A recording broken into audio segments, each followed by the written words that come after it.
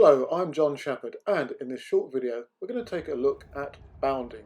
Now, bounding is a key plyometric exercise, but it has a technique, it's a skill. So in the video I'm going to point out some of the key pointers and areas that you may need to work on in order to develop your bounding so it becomes optimum and you get the most out of it. Firstly, we're going to primarily concern ourselves with alternate leg landing bounds, although you will see some hops. So we're talking about bounds where the athlete transfers from one leg to the other whilst going for distance. Okay, let's break down the anatomy of a bound. It's key to swing the hips forwards between each bound. Then the landing must be made on a relatively straight leg, although due to the forces involved with bounding, the leg will yield more than, say, with a drop jump. Using the arms is crucial, on which I'll say more later. I mentioned the role of the hips. To generate the momentum, they need to be swung vigorously forwards and lifted as well. Foot contact is crucial and needs to be performed by moving the hip, then the knee, then the foot back towards the track surface, leading with the heel. You don't just want to plop down onto the landing foot. You need to be active, you need to work the ground, and that will assist with your forward travel. Now, the arms have a vital role to play. Here, Ignatius is using a double arm action which we've been working on over the last few months, and it has to be very dynamic. The arms need to reach parallel behind the shoulders and then be swung vigorously to the front. Not actually that easy to do this, so he's actually developed this skill very well. Now, of course, you can also use a single arm action as demonstrated by Sarah. The key to using a single arm action is to swing the arms long. Now there can be a tendency for the forearm to break and more of a right angle to be formed. Ideally, Sarah's beginning to hit the position slightly better as she progresses there with a longer arm swing, although it does vary from side to side. The longer the arm swing, whether a single or double action, will enable the legs to move further underneath the body and away from the body and won't restrict the movement. Thus, the bounds will be longer. To develop bounding ability and greater joint stiffness, we'll do these kind of straight leg hops and bound combinations.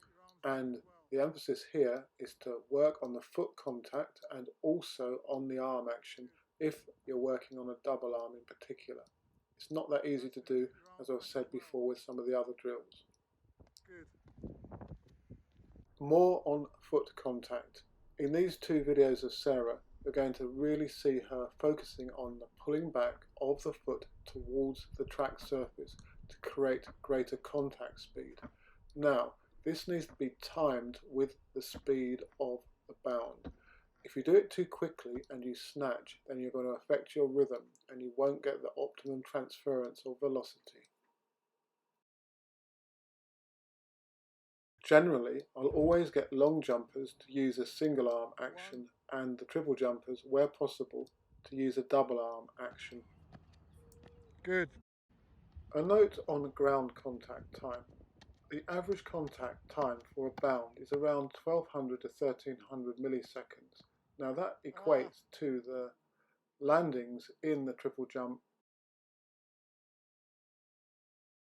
However, in the long jump, the takeoff contact time is a lot quicker.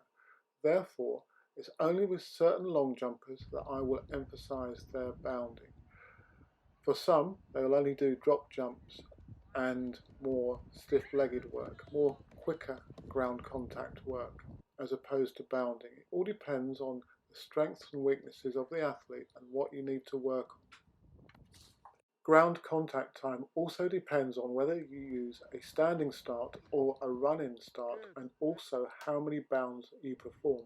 Thus, for example, 4 bounds performed with an 8-step approach will yield greater contact times than a standing start Good. set of bounds over 20 meters, for example. So it's all about tweaking the different types of bounding you do in your training to get the most out of it. Of course, there are lots of combinations of hops and bounds you can do. So here, Ignatius is doing a sequence of 2 hops and 2 bounds.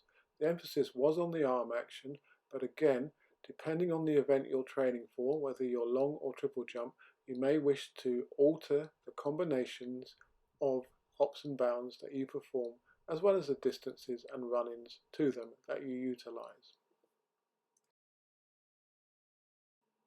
Just going back over a personal preference, as I've indicated, I tend to use bounds and hop bound combinations more with the triple jumpers than I do with the long jumpers. Other coaches won't differentiate to the same extent as I do. However, I'm very keen to maximise the specific qualities required for the individual events, and this includes the ground contact times and the knee angles, for example, between the events and the differences. As a triple jumper, you need to bound. However, I could argue that as a long jumper, you get away with only drop jumps and other types of plyometrics and avoid, for example, these types of hop-hop, bound-bound combinations. Good. Well, again, I'll expand upon my thoughts on this in another video. Hopefully the information provided in this video will help you with your bounding technique and give you more ideas for developing your plyometric ability. As usual, good luck with your training and any potential competitions you may have. And do leave any comments you may have in the section below or through my other social media.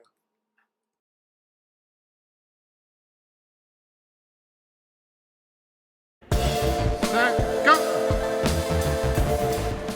I've had the Freelap timing system for a number of months now, and I've been putting it to the test.